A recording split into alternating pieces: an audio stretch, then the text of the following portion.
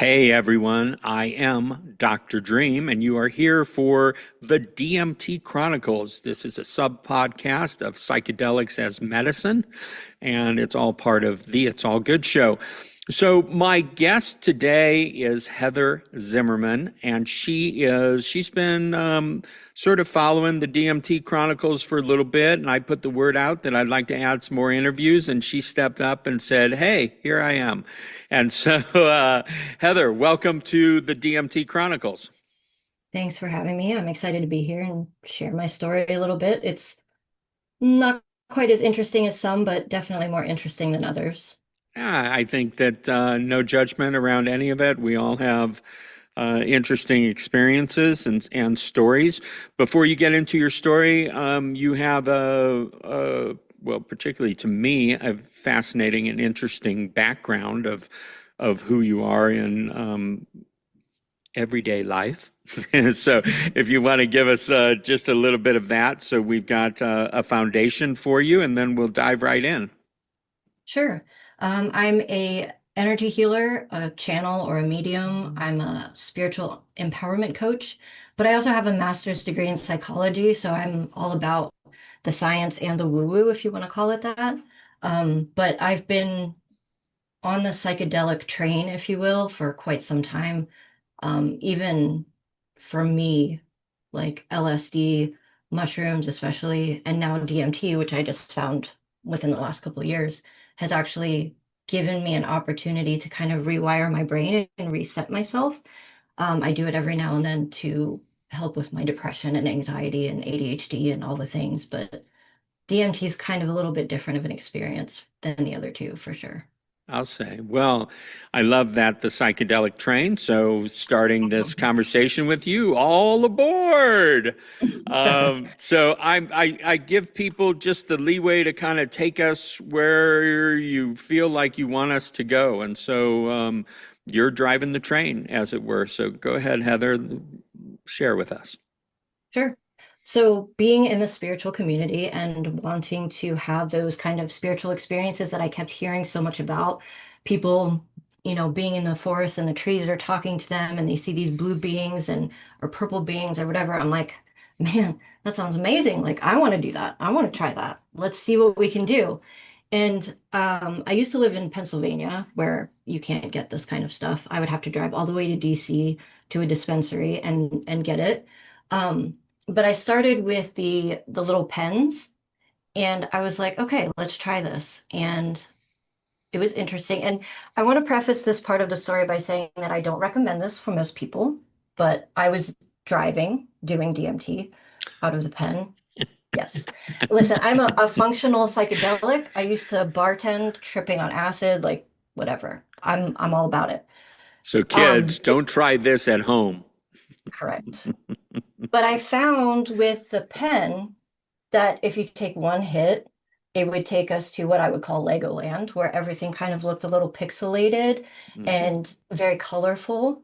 And then second hit would take us to Lisa Frankland, where it's super bright colors and just, I mean, it reminded me of Lisa Frank. I'm an 80s kid, so Right, I was right. all about that too.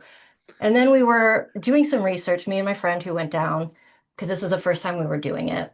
And all of the stories were like, okay, you have to take four hits. After the third one, you're not going to want to do anymore, but you have to take that fourth one to have this like crazy experience. And we're like, okay, let's try it. So eventually we get to my house, and this is on a different day, but we take three hits, and we had two different kinds. One was supposed to be, one was more visual, and one was more like the body kind of experience. And so we took one hit of each, and then I took that third hit. And I'll tell you, I did not speak to trees. I did not see any beings. But what happened was I kind of melted into my patio furniture and became a piece of patio furniture, not one that actually existed, but a different one. And I was kind of in this alternate reality. But at the same time, I was just inundated with all of these words. And I have ADHD, so my brain is constantly going. And I knew before this experience that I had to kind of get my monkey mind, if you will, under control. But this was totally like in your face, like, hey, this is something you need to pay attention to because it is a spiritual experience, regardless of if you're talking to higher dimensional beings or not. Um, so it was like this voice just started saying words, random words. The only words I remember are daughter and Wednesday. There was a bunch, but because later I tried to do it again to see if there was maybe a connection between the words, and it was a message, but I don't think there was. But it was just, it caught me off guard, and it was so intense that I was like, I can't do another one. Like, I can't take this any further. It's too much. And so again, later I did it again to try to see if there was a connection between the words, and I didn't find any. But during that time when I would do a little bit, the words would start to come back and just a little bit. And I'd be like, okay, this is, and it's not ruining the experience for me, but this is not the experience that I was looking for. So later on, actually very recently, I still had some left. And so I went to the forest, the woods by my house because I felt lost and I was like, I need help. So I went out sitting on a picnic table. It was very foggy. And I just kept doing hit after hit after hit after hit. And it was almost empty, so it wasn't like full on blown hits, but I was like, we're going for it. We're just gonna do the rest of it, go to town. And I'm like, somebody please come help me. I need help. And the landscape, it looked like I was in a black and white painting, and it was very surreal, even looking at the trees, because this is now beyond Legoland, beyond Lisa Frankland. This was a whole different place. And I did not see any beings. The trees did not talk to me, but the universe still found a way to answer me in a way that I needed. And so that was, I don't know, the whole thing was just an amazing experience. And I can't wait to somehow, I've moved to the other side of the country, but find more. And I've heard that the powder is actually more, um, a better facilitator for that kind of spiritual experience. I don't know how true that is, but that's what I've heard. So. But it is my new favorite, and I quite enjoy it a lot. So tell us, like, what has changed for you having done DMT? You're obviously well versed with LSD and with psilocybin. Did anything shift from the DMT alone, or was it just another like tool in the toolbox of psychedelics? Well, I feel like each one is very different. So I like the LSD, but it puts me very into my head, into my mind. And even though before I'm done, I feel like I figured out all of the meanings of the universe and I figured everything out and obviously forget when I'm done, but it keeps me up for a really long time. Right. And it's a long come down. Um, but the experience is great. The mushrooms I love because it's more of a experience where I'm finding beauty in the world and I'm appreciating things and like that's a very different kind of spiritual experience and I really like that. It has its own downsides as well, but DMT because it's so short term and it's so intense visually and just I feel like it did help expand my mind, expand my consciousness in a very different way than the other two do. Um, I think especially the when I'm doing it, I'm like, I wish this lasted longer. I wish this lasted longer. But in hindsight, because of how long the other two are, I'm like, okay, this is actually probably a good thing, you know? But it just expands my consciousness and my frame of reality in a very different way. And so you had a friend that you did this with. Was her experience similar to yours? No, it was not actually. She had more of an experience like I wanted to have, but she's not a very spiritual person.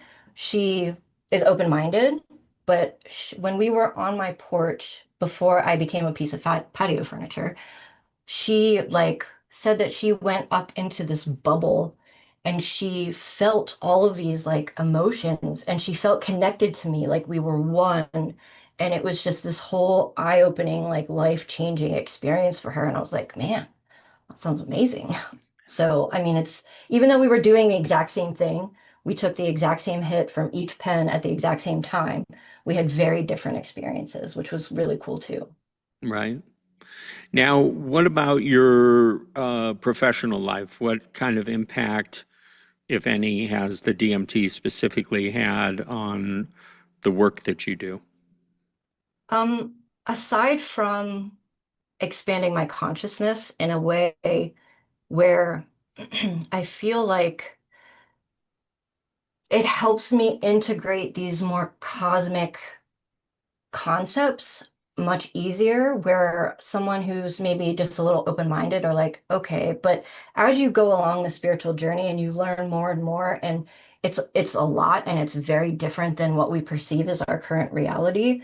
Sometimes it gets a little difficult to like process that and integrate that. And I feel like since I've done DMT, not only have I been able to clear my mind because that ADHD is a thing.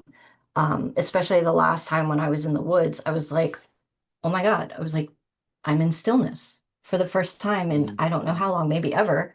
I experienced stillness in my mind, and that was alone just phenomenal.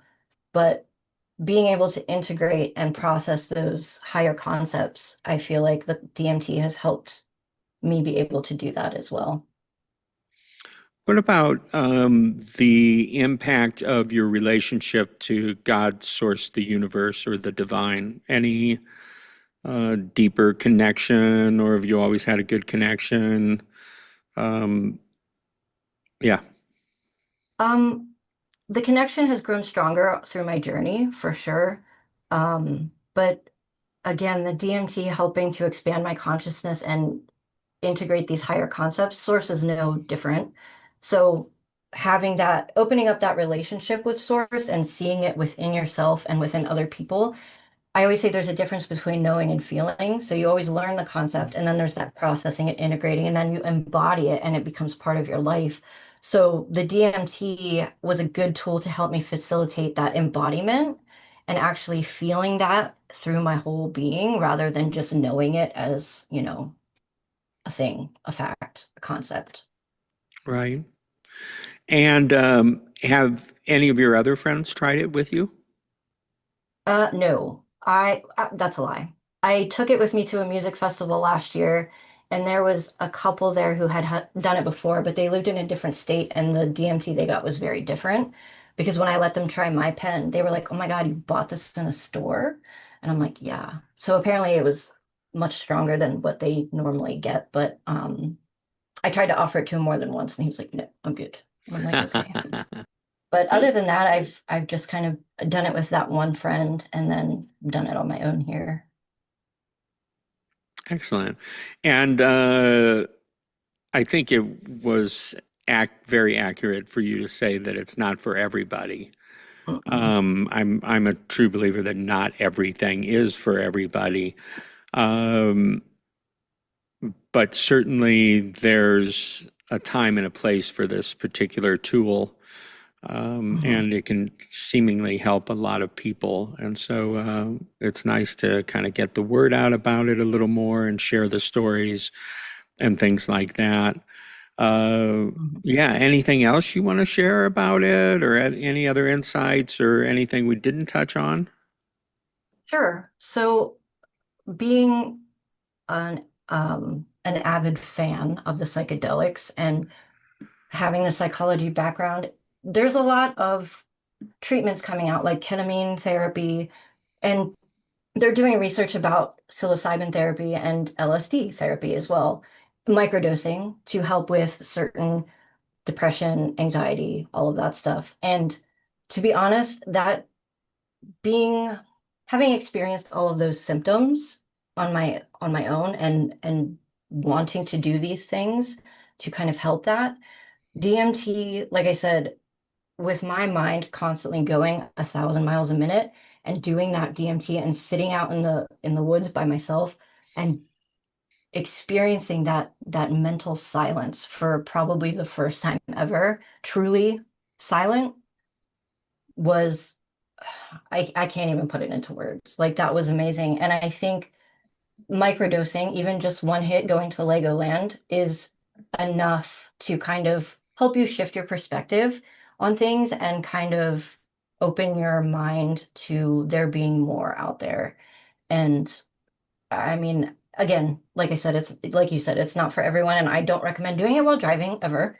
But it is something, given the right circumstances with the right people in the right place, I think it's well worth at least trying it and giving it a shot. And one of the things that I love about it is it's in our brains, it's produced in our bodies. And I just downloaded I'm going to post it on the site. Let me look for it real quick.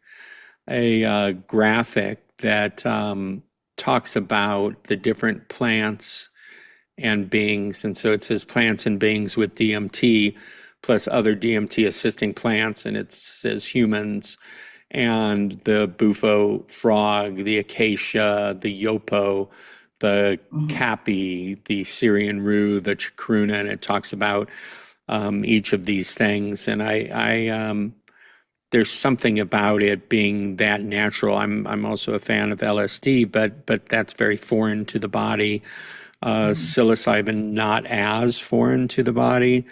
But I always, believe that the reason that the DMT is so short acting when we do it this way, vaping it or smoking it, is because it's already part of our system. And so our brain, our chemistry, uh, integrates it Mhm. very quickly because it's not Yeah. so foreign. And Mhm. then, Yes. in my youth, it was okay to do something that lasted 12 hours and be a little spent the next day. These days, it's nice to do something that's a little shorter acting and be back to baseline so quick. Yesterday, I interviewed a psychologist that does ketamine therapy in Florida, and some really, really amazing stories. And I love that she's facilitated hundreds of experiences for people over the years, I guess. And what I really love, and that's why I started this whole thing, psychedelics as medicine, is to take it out of the recreational realm, to take it out of, even being called a drug, Mhm. and to put it in that category of medicine and have people look at it in a way that they're taking it more seriously and maybe looking at aspects of themselves that they would like to work on. And I do kind of feel like, you can have an intention going in, but it's like that thing, man plans, God laughs. Sometimes the intentions don't come about quite the way you thought they would, but I always feel like we get exactly what it is that we need from it. So 100%.